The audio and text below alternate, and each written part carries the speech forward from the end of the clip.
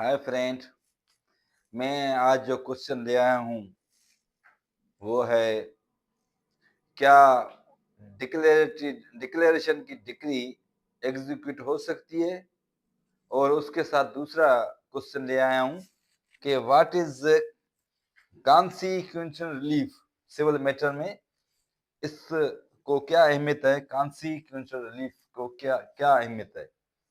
तो ये execution of declaratory decree जो डिफाइन है या डिस्कस है, वो Pakistan law decision 1973 Karachi page 686 में है।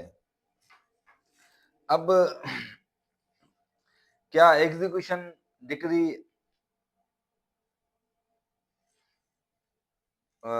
डिक्लेरेटरी डिक्री जो एग्जीक्यूशन हो सकती है?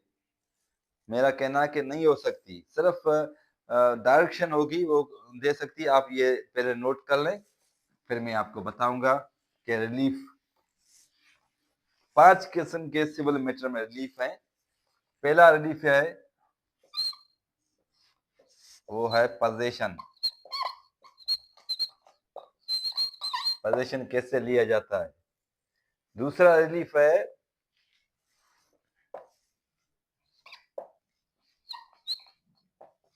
Suit for specific performance.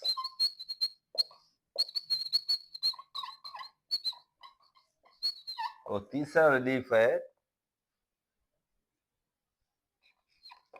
Declaration. 5 किस्म के रिलीफ हैं। डिक्लेरेशन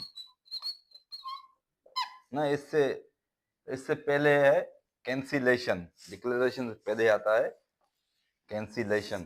3 नंबर रिलीफ है कैंसिलेशन।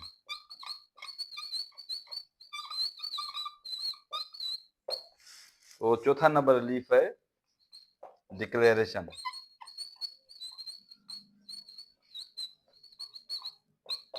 और पांचवा रिलीफ है परमानेंट इंजेक्शन। इंजेक्शन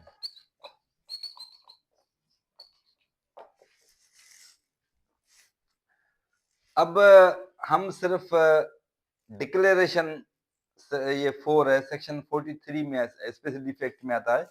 डिक्लेरेशन और परमानेंट इंजेक्शन हम अगर रिलीफ मांगेंगे तो ये दोनों रिलीफ किसी काम के नहीं है, क्योंकि डिक्लेरेशन की डिक्री वो एग्जीक्यूटेबल है नहीं और परमानेंट इंजेक्शन डिक्री किसी काम के नहीं है। इसलिए मैं जो आज क्वेश्चन ले आया हूं वो है कि व्हाट इज कॉन्सिक्वेंशियल रिलीफ। अगर आप डिक्लेरेशन और परमानेंट इंजेक्शन के साथ ये 3 चीजें, इसी में कोई भी एक चीज नहीं लगाएंगे तो ये डिक्री परमानेंट और डिक्लेरेशन डिक्री कोई किसी काम की नहीं है। मिसाल के तौर, अगर डिक्लेयर आप करा रहे हैं कि मैं मालक हूं, परमानेंट इंजेक्शन करा रहे हैं, उसके साथ आप कोई कैंसिलेशन नहीं करा रहे हैं, कोई स्पेसिफिक परफॉर्म का केस दाखिल नहीं कर रहे हैं, या कोई डैमेज नहीं मांग रहे हैं, या आप पोजीशन नहीं मांग रहे हैं, तो डिक्लेरेशन की डिक्री किसी काम की नहीं है। तो इसमें ये 3 चीजें हैं, जो पोजीशन, स्पेसिफिक परफॉर्मेंस एक्ट, या कैंसिलेशन, या कोई डैमेज हो, डैमेज का केस हो। अगर इन 2 चीजों के साथ ये 3-4 चीजें, आप उनमें किसी भी एक चीज आप नहीं मांगेंगे तो ये डिक्री किसी काम की नहीं है। इसको कहते हैं, इन 4 चीजों में कोई भी एक जो चीज होती है उसको हम कहते हैं कॉन्सिक्वेंशियल रिलीफ, कि उसके साथ जो रिलीफ दिया जाता है उसको हम जरूर लगाएंगे, उसके साथ डिक्री काम की नहीं है। एग्जीक्यूशन की जो डिक्लेरेशन की एग्जीक्यूशन नहीं हो सकती। अगर हो सकती है मगर जज अगर जजमेंट में कोई स्पेसिफिक ऐसी डायरेक्शन दे तो फिर हो सकती है।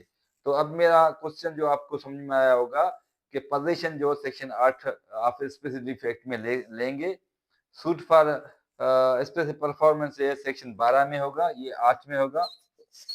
ये सेक्शन 12 में आप लेंगे।